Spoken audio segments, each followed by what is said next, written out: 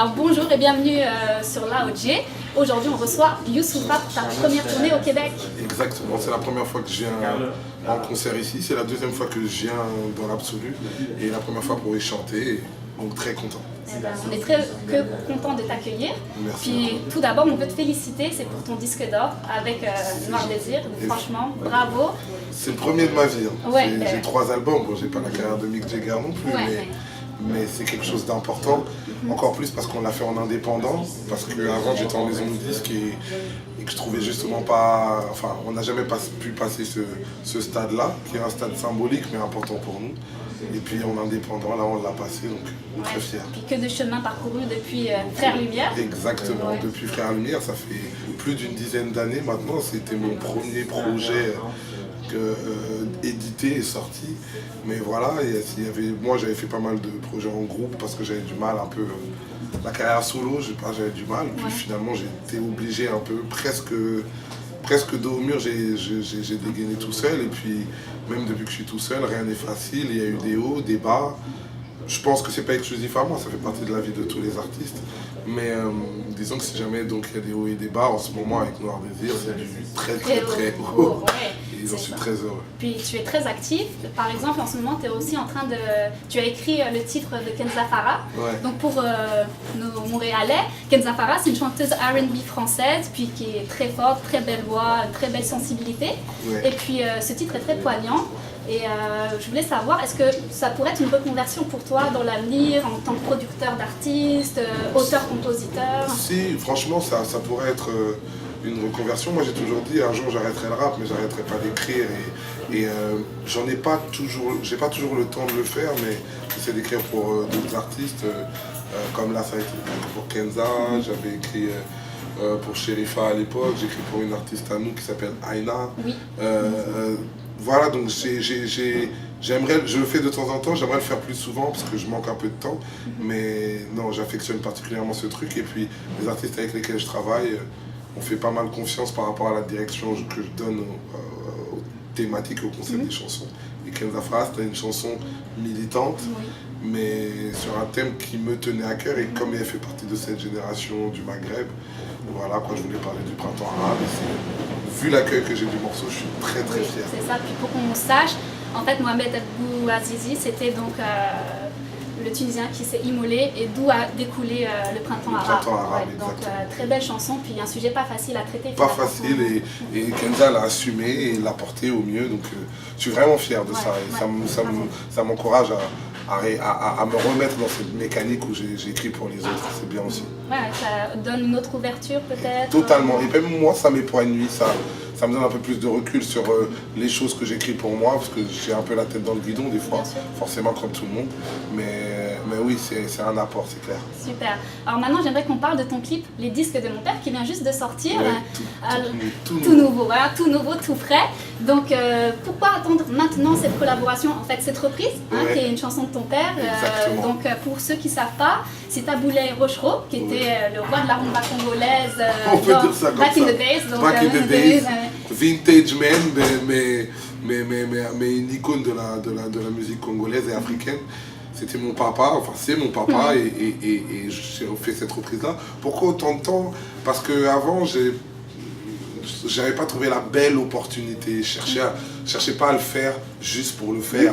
Entre guillemets, on peut même considérer que c'était quelque chose de téléphoné, c'est-à-dire c'est Youssoupha qui répond son père, ben voilà, ça va arriver.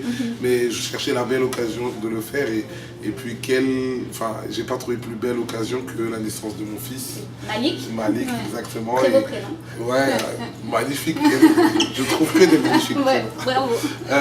Et quand Malik il est né, j'ai pensé à la vie que je pourrais avoir moi pendant qu'il grandit par rapport à ma vie artistique. Regarde, là je suis à Montréal et je vais faire cette tournée, je suis pas avec lui, donc voilà, je suis un papa qui voyage plus que les autres, et je lui explique ça comme mon père aurait pu m'expliquer à l'époque, pour les raisons pour lesquelles il n'a pas grandi avec moi. D'où le titre, Les Disques de mon père, et vu le succès que rencontre la chanson, je suis plutôt content d'avoir attendu en fait. Ouais, puis en fait ça permet quelque part peut-être le schéma que tu avais eu avec ton père. Exactement. D'avoir d'autres cartes à ta main. Exactement. C'est une correction en fait. Du coup, ça m'a permis même de réhabiliter mon père, de moins le juger durement, parce que je sais comment est une vie d'artiste, etc. Voilà, ça me permet d'expliquer à mon fils et de réhabiliter mon père. Parce que quand t'es enfant, tu comprends pas tout aussi. Tu peux pas toujours comprendre et peut-être même que mon fils il va pas comprendre. C'est-à-dire que je suis persuadé, là il a 3 ans, il parle un peu mais il n'a pas encore tous ses états d'âme, mais peut-être qu'il me dira moi je m'en fous de ta chanson, je veux que tu sois là pour aller au parc. Ouais, bien sûr. Mais voilà, c'est un témoignage à un instant T que je veux lui apporter. Super, et le clip, où l'as-tu tourné? Es-tu reparti On est reparti à Kinshasa, mais décidément, en fait, moi, je cherche toujours un prétexte pour repartir à Kinshasa. C'est un globe-trotteur un peu, toi, non? Ouais, mais moi, j'aime bien ça. Ouais. C'est à travers les voyages que j'apprends le plus, à travers les rencontres avec les gens. Et là, c'est vrai que je suis reparti à Kinshasa, on l'a tourné, il fallait revenir dans un délai rétro. Et pareil, c'est un clip beaucoup de gens, dans la rap, en règle générale, les gens aiment bien rester dans la tendance ou quoi que ce soit, et nous, on aime bien aller à contre-courant. Ouais. Et là, on décide de faire un clip rétro de blédard pour faire un nouveau single. Humain, finalement. Finalement, humain. Et c'est peut-être pour ça que les gens l'aiment bien. Je suis toujours un peu surpris. Moi, je tente ça à chaque fois et je me dis, bon, il y a quelques pèlerins qui vont rentrer dans le délire. Après, les autres ils vont me dire, ah, Youssoufa, qu'est-ce que tu fais avec les trucs, les lunettes alors. Mais finalement, non, les gens, très tranquilles, ils ont apprécié et tout. Vraiment, ça renforce les convictions. C'est super, c'est super.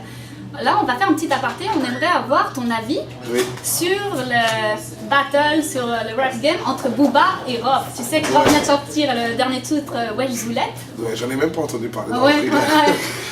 Qui c'est Il y a un battle en ce moment dans la rap française. Il faut que je me renseigne. Ton point de vue, Youssoufa, qu'est-ce qu'il en pense de tout ça? Franchement, moi je trouve ça plutôt distrayant. C'est un peu comme les trucs de gladiateurs à l'ancienne et tout. Non, c'est plutôt distrayant. Comment dire ça? Tant que si jamais surtout ça permet de faire de l'émulation. Par exemple, de tirer Booba vers le haut, de tirer Rof vers le haut dans leur exigence artistique. Est-ce que toi, ce serait ton style à faire ce... Ça pourrait m'arriver, mais bon, j'ai pas d'ennemis entre guillemets notoires, mais ça pourrait m'arriver et puis j'essaierai de rebondir sur ça pour comme je dis, me tirer vers le haut, etc. Par exemple, je sais pas, quelqu'un comme Rof, je le sens un peu plus abouti dans ses projets depuis que il est dans ce truc-là, depuis 2 mois, depuis 1 mois, on va dire, on le sent plus déterminé que peut-être il y a 6 mois, 1 an. Donc je pense que ça commence même à lui servir artistiquement pour retrouver ses sensations, etc. Voilà, tant que ça part pas en couille, moi je trouve ça plutôt, ça donne de l'animation, on va dire. C'est ça, exact. Alors maintenant, j'aimerais qu'on parle de ta collaboration avec les artistes montréalais. Donc il y a eu Corneille, bien évidemment, avec Histoire Vraie. Histoire Vraie, c'est une belle aventure, très belle aventure. Avec un petit clip qu'on a fait ici. À Montréal, représente. Avec pas mal de Montréalais qui se reconnaissent dans le clip. Et un clip où j'ai failli attraper une pneumonie. C'était en pleine tempête. C'était en pleine tempête, mais mon réalisateur trouvait ça génial de tourner. Tu sais, les réalisateurs, ils te donnent l'impression que t'es un mannequin. C'est-à-dire que, waouh, Youssoufa, continue, oh c'est génial, truc, et toi. Et au fait, à la fin, j'étais un vrai glaçon. Mais j'étais content du taf. Mais ça peut faire vraiment cliché, mais j'ai eu un accueil de fou ici. C'est pour ça que j'étais pas en concert et tout. Les gens, ils ont joué le jeu, les gens qu'on a appelés pour la figuration. Vraiment, belle rencontre. Corneille, belle rencontre.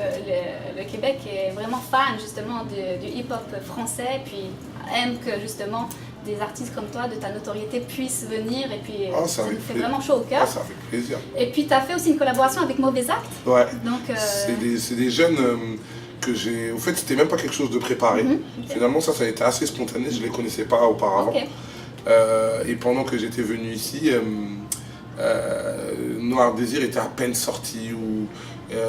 Et au fait, je me retrouve en studio parce que je voulais voir un peu aussi ce qui se passait ici, j'étais un peu curieux. Et le gars qui me fait venir et qui a organisé la tournée ici, Sébastien, me présente à eux parce qu'il les connaissait. Et puis on est au studio, ils sont en train de poser, et puis il y a une instru qui tourne. Et puis on se met tous un peu à écrire. Presque de l'impro presque, ça c'est presque improvisé en tout cas, ce truc-là. Et puis le pire, c'est que par la suite, j'ai même pas eu l'occasion de réécouter. Et un jour, le morceau, il a apparu sur le net, j'ai écouté, c'était très cool.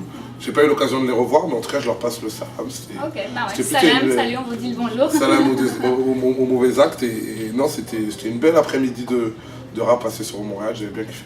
Et d'autres collabos seraient à prévoir dans le futur avec des artistes Bien sûr, franchement, c'est pas inenvisageable. Après, j'ai quand même une carence, c'est que je le connais pas bien, le rap québécois. C'est peut-être pour ça que les précédentes fois, j'étais venu, je voulais un peu voir les gens en studio, etc.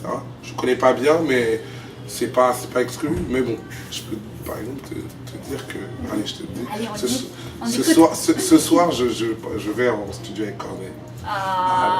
J'en dis pas. C'est juste entre nous, il n'y a personne. Personne, la caméra, elle a pas vu. Non, on n'entend rien. Ok. Exactement. Ok, super. Bon, tout ça pour conclure, pour dire que tu seras en tournée donc à partir de demain. Ouais. Donc tu vas commencer à Trois-Rivières. Trois-Rivières, que je vais 14. découvrir En même temps. Tu vas faire un peu de tourisme. Je sais pas si j'aurai le temps. Ouais, c'est ça. Est-ce qu'il y a des choses à voir à Trois-Rivières? Dites-moi sur mon Twitter, Youssoufa Musique. Ok. Je sais pas s'il y a des trucs à voir ou à faire. Après, le lendemain, à Québec. Le 15 donc. Ouais. Et puis on va finir par Montréal, qui est un peu ma terre d'adoption au Québec, faut bien le dire, avec le précédent qu'il y a eu par rapport au clip. Ouais. Voilà, alors à Trois-Rivières, c'est dans une salle qui s'appelle Steve. Non. Steve, je ne serai pas d'une grande aide. C'est Steve Jacks, non, je sais quelque chose comme ça. On va envoyer les gens dans une pharmacie, tu sais. Ouais. Allez à Trois-Rivières, vous verrez Youssoufa, voilà. vous n'allez pas vous tromper. Vous demandez dans la rue, tout le monde va le connaître, c'est obligé. Exactement. À Québec, c'est à l'Impérial. Oui, à l'Impérial. Et puis à Montréal, c'est au Club Soda. Exactement, le Club Soda. Donc écoute, le team Loud sera là pour t'encourager. Puis on va gester avec toi. Il faudra gester. Par contre, non, moi c'est geste obligatoire. Bah ouais, c'est ça, mais là c'est pas juste une marque. Non, j'ai une petite avance sur vous. Ouais, c'est ça. Mais rattrapez-vous bien, quand même, les filles. Ok, est-ce que pour finir, tu peux nous faire un petit big up, un shout-out pour Loud J? Ok, c'est Youssoufa, Prince, parolier, le lyriciste bantou. Celle-ci, c'est une spéciale pour Loud J, qui sont les gesteurs les plus internationaux que j'ai vus pour l'instant sur Montréal. Une équipe de gesteuses, hein. Quand vous n'avez pas vu ceux qui sont derrière la caméra. Bref, vous allez découvrir ça avec... Non mais ouais, c'est vraiment puissant. Oui, allez, attends, mais... Ouais, non, faut faire découvrir les coulisses aux gens. Non, c'est ça, faut qu'on présente notre super DJ montréalaise. Super, je me mets on the air. C'est elle la gesteuse depuis tout à l'heure qui nous braque avec sa caméra. Voilà. Tu vois, à chaque fois que je viendrai sur le site Loud J, je ferai découvrir des coulisses. Voilà. Je crierai tous vos dossiers. Merci beaucoup. Exactement. Exclusivité Loud J. Yeah, merci. En tout cas, merci beaucoup Youssoufa, ça nous a fait vraiment plaisir. Le plaisir, il était pour moi. En tout cas, merci d'avoir pris le temps. Et puis, rendez-vous au concert parce que c'est là que je me sens le mieux et que mon geste prend tout son sens. Voilà. Ok, super, merci. Merci.